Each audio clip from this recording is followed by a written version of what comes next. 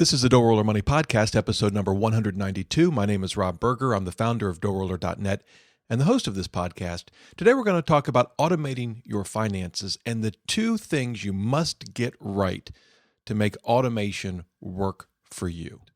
Welcome to the DoughRoller Podcast, where the best thing money can buy is financial freedom. We help you make more, spend less, and invest the rest. And now your host, Rob Berger. Whether you're just starting out, buried under a mountain of debt, or well on your way to financial freedom, this is the podcast to help you take your finances to the next level. Hey, everybody. Hope you're having a great day. Well, it's been a busy week for me. I just got back from FinCon 15. FinCon is a conference of personal finance bloggers. It was started by a good friend of mine, Phil Taylor. He's a blogger at ptmoney.com. He started FinCon, I guess it was 4 years ago, and it was just a way for personal finance bloggers to get together once a year and help each other, talk about what's working for them, what's not working for them. These included folks that had started blogging and ended up quitting their job to blog full time. It included a lot of people that blog part time. And the first FinCon was in the suburbs of Chicago. And I think there were about 150 bloggers that attended. And then there were some companies that wanted to have booths or exhibits. And I remember they were just lined up in a hallway, and there were maybe a dozen or so. And then there was a FinCon, I think the next year it went to Denver. And then it was in St. Louis. In fact, it was in St. Louis when the Cardinals were in the playoffs. So it was sort of a fun time. And then last year we were in New Orleans. This year we were in Charlotte, North Carolina. So my wife and I just drove down to the conference, which was fun. But it's grown from about 150 bloggers then. I think there were about 900 this year. And it was an entire large, ballroom for the exhibits. And folks, let's see, we had Vanguard, Fidelity was there, T. Rowe Price, Personal Capital was there, SoFi, the student loan refinancing company. Just a ton of businesses. It's almost gone mainstream in a sense, and it's just amazing what Phil has been able to build over the last 5 years. Saw Rick Ferry. We've talked about Rick. He is a portfolio manager, I guess an investment advisor at Portfolio Solutions, but he's also an author, has written some great books. I mentioned one of them, The Power of Passive Investing, in this past week's newsletter. He's also written all about asset allocation. I've had him on the show. So he's typically there. He actually wasn't there last year because his daughter got married, but he was there this year. And it's always fun to see and talk to Rick and get his perspective on investing. He's very much, passive index fund investor. His company manages over $1 billion. That's billion with a B. And it's primarily Vanguard index funds. I think he uses a few others, but great to catch up with him. So it was a really good time. And I saw Joshua Sheets there. He's got a great podcast, Radical Personal Finance. He's been on the show, and a lot of other folks. It's a good chance to catch up. And it's kind of amazing to see all of these people who have, at one level or another, sat down behind a keyboard of a computer, started from scratch, and built, in some cases, literally multi-million-dollar businesses. That it's just changed the course of their lives. They've quit their jobs. They've blogged full time. Many don't. Many still have their day job, but make a good income blogging, and even more importantly, doing something that they love. And not all of the blogs there are like DoughRoller.net, right? There are some that focus on couponing. There are some that focus on moms. There are some that focus on dads. There are a lot of folks there that have e-commerce stores. They're selling products online. So it's great to see the variety of folks there, and it was a great conference. So, but glad to be back and glad to be behind the microphone today and doing a podcast. So before we get to the main topic, a couple of things. I want to cover a reader's question, some news items. But the first thing I wanted to mention, this is just a tip if you're buying a car. So I went out and we bought a used car here recently. We bought a Hyundai Sonata. We paid cash. It cost $13,000. And as we were looking at the cars, I ended up choosing a Sonata because I like the way it looks. it struck me as less expensive than comparable cars from other makers, other car manufacturers. Has a very good warranty. And so once we sort of narrowed it down, we were looking at different years. We ended up getting a 2014. It's so easy to shop online and compare prices. I did it from my iPhone, and you get literally dozens of Sonatas within 20 miles of our home. And as I was, I'm not one to. Some people just love shopping for cars and negotiating. That's just their thing. It's not my thing. I have no interest in doing that. The last thing I want to do is sit in a car dealer while the salesman shuttles back and forth between me and the quote unquote manager to negotiate. I just don't do that. I negotiate via email is what I do. But a couple of things I learned, or I guess refocused on, because it had been a little while since I'd bought a car. The first is, we went in and we were looking at one car as a 2014, and I think the list price, I'm trying to remember, I think it was around, it was $14,900 for a 2014 with 36,000 miles on it. And, I told them that, I needed to come down into the 13,000 range. So the salesperson said they'd get back to me, and they did the next day, and they said 15,400. And I said, well, wait a minute, you just raised the price. And she said, no, that's everything. That's taxes, title. I said, well, I don't want that number. I want the number of the car. How much are you selling the car for? Well, she didn't know. She's calculating, and she kind of gave me it's roughly this. And I'm like, you know what? You're playing games with me. And I just wasn't interested in dealing with that company. So I found another one that was further away. It was probably a 35-minute drive. Not a big deal, but the first place I was hoping to buy from was right down the street, and ended up buying the car. It is the identical car that was being sold for almost $15,000. The car we bought had fewer miles, had 30,000 instead of 37, and we get it for $13,000 flat. Well over $1,000, probably about a $1,500 savings with fewer miles. But as I was doing the shopping, we did the one place that I didn't like the way they treated us, went to another place, looked at another car I didn't buy there, ended up buying from this third place about a half hour away. They all have that processing fee, right? You've no doubt, if you've shopped for a car, you know about the processing fee. So what is the processing fee? It's simple. It's a way for the car dealer to advertise the car for less money than they're really going to sell it to you for. That's all it is. They give it a label. They call it a processing fee. They could just call it, an extra fee that we're going to charge because we can, and we're trying to make as much money as we can. That's the name of the fee. That's what it should be called. And so when you're shopping for a car, you absolutely, right up front, what's the processing fee? And then there's the whole business. Well, is it negotiable or not? Well, everything is negotiable. But at the end of the day, what matters is the total dollars that you're paying. Well, we looked, as I said, we went to 3 different used car dealers. The place that I didn't like the way they treated us, their processing fee was $499. So if I'm going to shop there, which I'm probably never going to, every car, they advertise the price, just add $500. That's what they're asking for it. The second place we went, we didn't buy. It was $399. We'll call it $400. So it was $100 less. The place we ended up buying from was $299 or $300.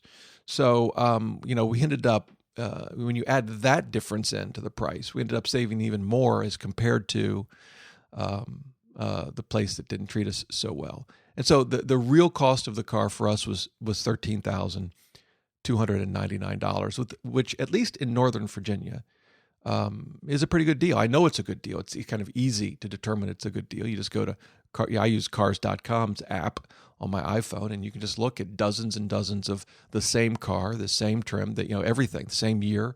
You can compare the mileage pretty easy, but you got to find out about that processing fee up front because it can vary and does vary significantly from one dealer to the next. Okay, that's my tip of the day. So what's going on in the news? A couple of things I wanted to mention to you. One is, you probably know, the Fed looked at raising rates last week and decided not to. Many still think they will later this year, but they decided not to raise The interest rates, I guess that's good if you're a borrower, not so good if you are a saver. Probably many of us are a little bit of both. But they decided not to raise the interest rates. Not that my opinion really matters in all of this, but I think it was the absolute right decision. And the reason for my thinking on this is because of the markets and the economies overseas. The dollar had been on a tear versus other currencies, and that creates problems for us. It makes our exports, when the dollar rises relative to other currencies, it makes our exports more expensive, hurting U.S. companies, and it makes imports into our country less expensive. That can actually be okay for a consumer, but it also worsens the trade imbalance and other things. It also makes sales overseas by U.S. companies worth less when they then they take those sales that have been made in foreign currencies, translate them back into U.S. dollars. They're not getting as many U.S. dollars now for each sale, because the value of the U.S. dollar has gone up. If we had raised our interest rates, even by a little, I think it would have worsened that problem. Money follows the yield with the same level of risk. So if you can get a better yield on a very secure and safe, U.S. government bond or in U.S. banking, that's where the money's going to flow. And it would have strengthened the U.S. dollar versus other currencies and made that issue even worse. Now, that still may confront us 3 months from now, or if they hold off early next year when they look at raising the rates again. Eventually, they've got to go up. The Fed hasn't increased the rate in 9 years, which is just astounding. So that was sort of the big news last week. The other thing I saw this morning is that Volkswagen, they apparently have been doing some shady things with their emissions testing, and that hit the news, and then their stock dropped 20%. Now, I don't know a thing about Volkswagen's financials. I've never looked at their financial statements, and so please don't hear this as an investing tip, because it's not. But when a company I'm interested in goes through something like that, I look at that as a tremendous buying opportunity. I mean, Volkswagen is going to survive this. They'll get through it, and then it'll be history. And buying their stock at a 20% discount could be a really good deal. Now, again, I don't know, maybe it was significantly overvalued to begin with, and maybe there are other issues with Volkswagen. I don't know. But when you're looking at a stock and the company goes through bad news that won't kill it, we're not talking about Enron. One, won't kill it, and two, is temporary. Now, it may persist and bear on the company's profitability and stock price for some period of time, but it's temporary. They will get past it. An example in my mind is Deere & Company, where their sales have been down because crop prices have been down and farmers don't have the money to invest in new equipment. There's sort of a glut in the used market as well. Well, those are all temporary issues, and they will work through the system. Now, so for me, Deere was a pretty good buy when I bought it. Of course, time will tell. When I bought banking stocks during the crisis, I bought them at a point where I was pretty confident the banks weren't going to go under. They weren't going to be taken over by the government. And I knew this problem, as difficult as 2007, 8, 9, 10 were, it was temporary. We'd eventually move past it, and we did. So, Volkswagen, again, I've never looked at their financial statements, so I know nothing about their fundamentals, but I suspect this problem is temporary. Now, again, it may persist for a while, just like GM's problems with their cars persisted for a while, and they've just reached a settlement. But these are temporary things, so they can make for potentially a good buying opportunity. Sometimes bad news for a company can be absolutely great news for an investor. That's you and me. Okay. Before we get to the main topic, one last thing. I wanted to mention an email I got from a listener that I thought was kind of interesting. Well, all your emails are interesting, but this one caught my eye. He actually, it's from a listener named Nick. He actually put a screenshot of his iPhone showing all of the stock prices, the iPhone app, into his email. I'm not sure how he did that, but I thought that was pretty cool. Anyway, he had a question. He was looking at a mutual fund, Vanguard Mutual Fund, VTIAX, and comparing it to its comparable ETF. They're basically the same, just one's a mutual fund, VTIAX, the other one's an ETF, and its ticker symbol is VXUS. And he was noticing that the performances aren't the same. Day to day, they can be different. In this case, I think the ETF was up 2.93%, and the mutual fund was up 2.3%. But even when you look over long terms, the differences aren't that stark. But when you look over the last few years, the returns are different. But why is that? They own the same stocks. They have the same expense ratio. Why is the performance different? And it's a great question. And it's something that you really need to understand if you're considering buying an ETF, exchange-traded fund. So with a mutual fund, mutual funds do not get priced throughout the day. If you look at if you own a stock and the market's open, obviously you can watch the price rise and fall throughout the day. Same is true with an ETF. Not with a mutual fund. Mutual funds prices don't fluctuate during the trading day, but rather at the end of the trading day after the markets close, they sort of, if you will, they add up the closing prices of all of the stocks in the mutual fund and then determine what's called the net asset value of that fund, and that determines the price. And if the stocks have gone up for the day, the value of that fund will go up, and if they've gone down, the stocks on the whole that fund owns, then the value of the fund will go down. But it's always based on the net asset value of the fund. In other words, the fund is always equal to the value of the underlying shares. Always. It never deviates from that. And if you ever want to sell a mutual fund, you sell it back to the mutual fund company. They give you your money for your shares if you sell some or all of your shares. That's how a mutual fund works. ETF doesn't work that way.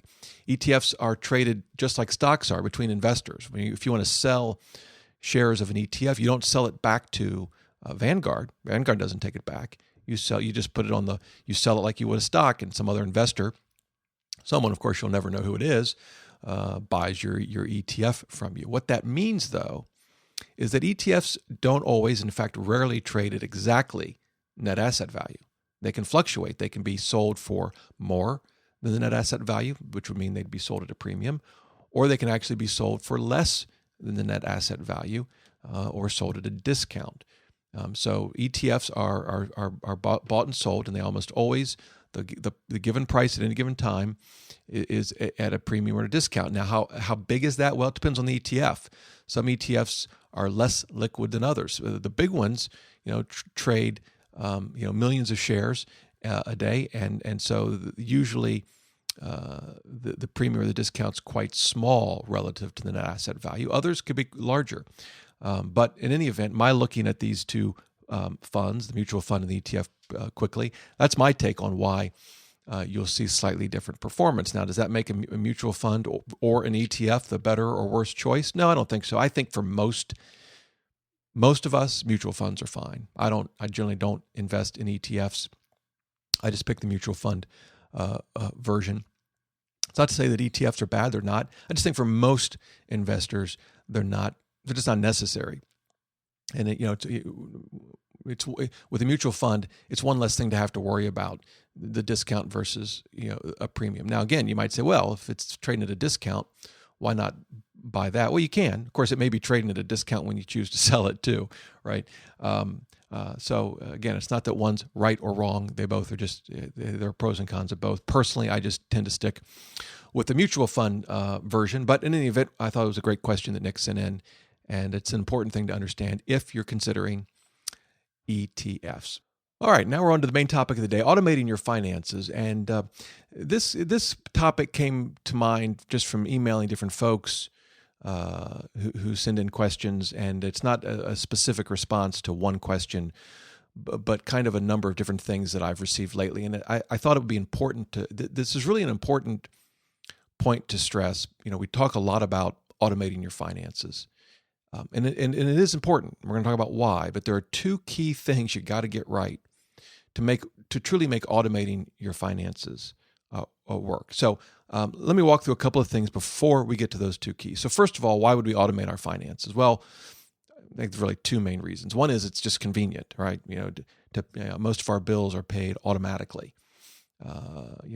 We charge them to a cashback credit card when we can, or in some cases they're automatically paid out of our checking account. It's convenient, for direct deposit of your paycheck. It's convenient, and for that matter, it's safe rather than having to carry around a check to deposit at a bank. So, convenience and safety. But the other thing is it allows us to do smart things with our money, regardless of our. I put it this way: it allows us to do smart things with our money, regardless of our current level of motivation. Right. So if you're saving in an emergency fund, for example, and you've automated it, or to a 401k, and it automatically comes out of your paycheck, eventually what happens is these things work, and you don't even think about them. You just know in the back of your mind, the 401k contribution went in, and you're used to what your take-home pay is. You don't even think about it. And that allows you to do what's a smart thing, say for retirement, regardless of how motivated you might be that week. I mean, sometimes we're really motivated to get our finances in shape, or to eat well, or to exercise, or whatever. Sometimes we're not. And we know, particularly when it comes to things like nutrition, when you're not motivated, you can tend to make some really bad decisions, at least I can.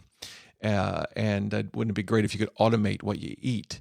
Some folks have actually, I think, tried to do that, but I think it's a little harder. But with money, pretty easy to automate. And so, there may be pay periods when you might not feel like saving for retirement, but if you've automated it, you're much more likely to do it. That's why, for example, employers or employees that save for retirement at companies that will auto-enroll you into the 401k when you start there, those companies have a far greater level of participation in the 401k just because they've done it for the employee. The employee could undo it if they wanted to, but those companies that auto-enroll employees in 401ks have higher levels of participation.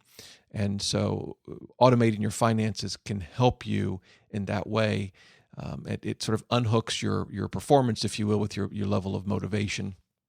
All you have to do is get it started. You do that one right thing, and then it kind of goes from there. So that's, to me, really, convenience is nice. Convenience is important, but it's allowing us to automate good, smart decisions. That's really the benefit of automating your finances. And of course, there are a lot of ways we do this. As I've mentioned a couple, we have direct deposit of your paycheck. You automatically invest in a 401k. It comes right out of your paycheck. You can do you can set up an automatic transfer from your checking account to a savings account if you're saving for an emergency, for emergencies, or for a purchase. You can, just like your 401k, you can set up automatic contributions to an IRA or a taxable account. And that's true whether you're at, a brokerage, a mutual fund company, a robo-advisor. They all have automated transfers. By the way, you can also set that up as a direct deposit.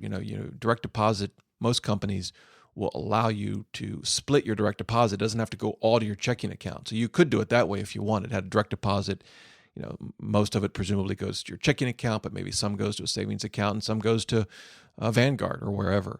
That can be set up that way as well. So it can come right out of your check, or you can set it up to have those transfers come from your checking account. And then, as I mentioned, paying bills. It's another way that we automate our finances. Virtually every monthly bill that we have is paid automatically, either to a credit card or from our checking account. I think the one exception is our mortgage. And the reason we haven't automated that is because I vary the amount that we pay. And so it's just easier to do without trying to set up an automatic payment. So a lot of different ways to automate your finances. All fine and good, but there are two keys you got to get right. One deals with automating your expenses, and one deals with automating what you save. So let's start with the first one, automating your expenses. Here's the deal. Once the benefit of automation is that you sort of set it and forget it, right? You put it in place and then you forget about it. Well, that may be good with savings. We'll get to that in a minute, but not so good with expenses, right? You can automate your expenses and then kind of forget about them. And that can end up resulting in sort of expense creep, I call it. You add the Netflix, then you add this, then you add that, and it's being paid automatically to your credit card, or it's being taken out of your checking account automatically. And after a while, it's easy to kind of lose sight of all of these monthly bills you're paying for. And so how do you deal with that? Well, this is the first of the two keys. You've got to do a spending audit. That's what I call it. Or I also call it the one and done way to save money. You've got to periodically look at all of your monthly bills. This is not grocery shopping and buying gas. These are the monthly bills. This is everything from your utilities to Netflix, cable, phone, all of your insurance, all of your monthly, or I guess insurance might be periodic, maybe quarterly or twice a year or annually, but all of those bills, you want to go down the list periodically and make sure, one, do I need this or can I get rid of it? Do I need Amazon Prime, Netflix, and Hulu Plus, or maybe can one of them work? I have all three at the moment, so that's a whole nother issue. That'll be another podcast. But go through all of your expenses. Do I need it, or can I get rid of it? If I need it, can I get it cheaper? Maybe I don't need a 500 channel package. I can get by with 350 channels or whatever. Do I need this much of the service I'm getting? And then even if I do, can I get it cheaper? And sometimes it's just a matter of making some phone calls. But you need to do that. Automating is great, but you want to do that periodically to make sure you're keeping your expenses under control and spending your money in a way that you want to. That you're spending it intentionally. So I think probably once a year is probably fine. You could do it twice a year. I tie a lot of things to the time changes. When the time changes twice a year, you change the batteries and you check the batteries in your smoke detector, right? Why not check your spending? And if you're keeping any sort of budget, it doesn't take long to do. So this might only be a 15-minute exercise, and maybe you find a couple of things you want to either get rid of or try to get cheaper, and so that takes a little bit of time. But twice a year, not a bad thing. So automate your payment of expenses. It's very convenient, but make sure that you're looking at these a couple of times a year to make sure you're spending money smart and in smart ways and in the ways that you want to. So that's the first key. Be mindful of automating those expenses. The second one deals with savings. Now, it's great to automate savings, as we've talked about. Once you get it set up, over time, you tend to forget about it. The savings may hurt a little bit the first couple of months, but after a while, we just sort of adjust. And that's great. But we don't want to be too passive in our savings. We want to be able to take any extra money that we can and add it to what we've automated. And here's what I mean. Let's say you do these twice a year spending audits, and next time around you cut $50 a month out of your budget. What are you going to do with that money? If you don't do anything with it, you just leave it in the checking account. You're going to spend it, and it's not going to be intentional. You're probably not even going to know where it went. So if you've got that extra $50, you may end up putting it towards debt. That's fine. But if you're going to put it towards savings, adjust the automated savings, whether it's to your 401k or where you'd increase the amount you're going to contribute to your 401k, or maybe you're going to contribute to an emergency fund. So you're going to increase the amount you put aside in a savings account. The key is when you save that money, don't just let it sit there. Go in and change the system you have in place to automate your savings to increase the amount you're putting away. And by the way, if you're gonna put that money to a traditional 401k and you've saved, let's say you've cut your expenses back by $50, you can increase the 401k by more than 50 because remember, it's pre-tax. Every dollar you save by cutting your expenses is an after-tax dollar. What you put away in a traditional 401k is a pre-tax dollar. So you could take your tax rate and add that to your $50. You might be able to put away $60 or $70 depending on where you are on your taxes. So just something to think about. But the key is take that money that you've saved. Don't look at your savings as completely passive either. As you save money, as you're able to cut back on expenses, make sure you funnel that back into your system for automation so you can increase your savings. The same would be true with a pay raise. Let's say you've decided to save half of your pay raise.